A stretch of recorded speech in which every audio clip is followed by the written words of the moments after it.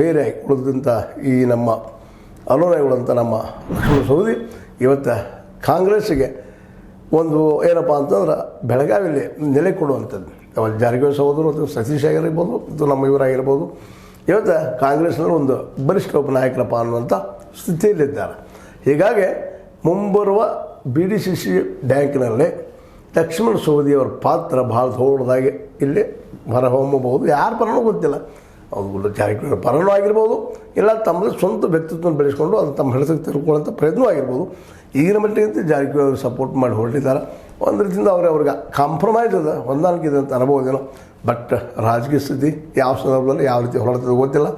ಯಾಕೆಂದ್ರೆ ಇದೇ ಲೋಕಸಭಾ ಎಲೆಕ್ಷನ್ದಲ್ಲೇ ಒಬ್ರಿಗೊಬ್ಬರು ಎದುರಾಳಿಗಳಾಗಿ ನಮ್ಮ ಜೊಲ್ಲೆ ಮತ್ತು ನಮ್ಮ ಜಾರಕಿಹೊಳಿ ಸಹೋದರರು, ಅದರಲ್ಲೂ ಮುಖ್ಯವಾಗಿ ಸತೀಶ್ ಅವರ ಮಗಳು ನಿಂತಿದ್ದು ಇವತ್ತು ಅವರು ಒಳ್ಳೆಯ ಮಿತ್ರರಾಗಿದ್ದಾರೆ.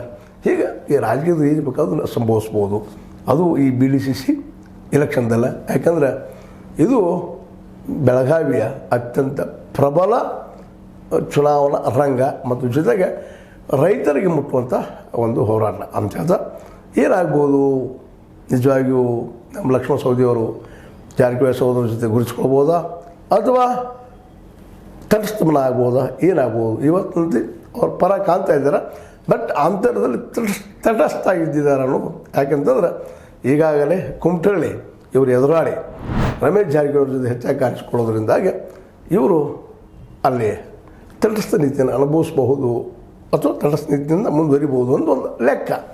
ಎಲ್ಲ ಲೆಕ್ಕಗಳು ಅಲ್ಲಿ ಸಂದರ್ಭಕ್ಕೆ ತಕ್ಕಂಗೆ ಬದಲಾಗ್ತಾವೆ ಅಂತ ಹೇಳ್ತಾ, ಇದು ನಿಮ್ಗೆ ಲೈಕ್ ಆಗಿರ್ಬೋದು. ಲೈಕ್ ಶೇರ್ ಮಾಡಿ, ಕಾಮೆಂಟ್ ಮಾಡಿ, ಜೊತೆಗೆ ಸಬ್ಸ್ಕ್ರೈಬ್ ಮಾಡಿ.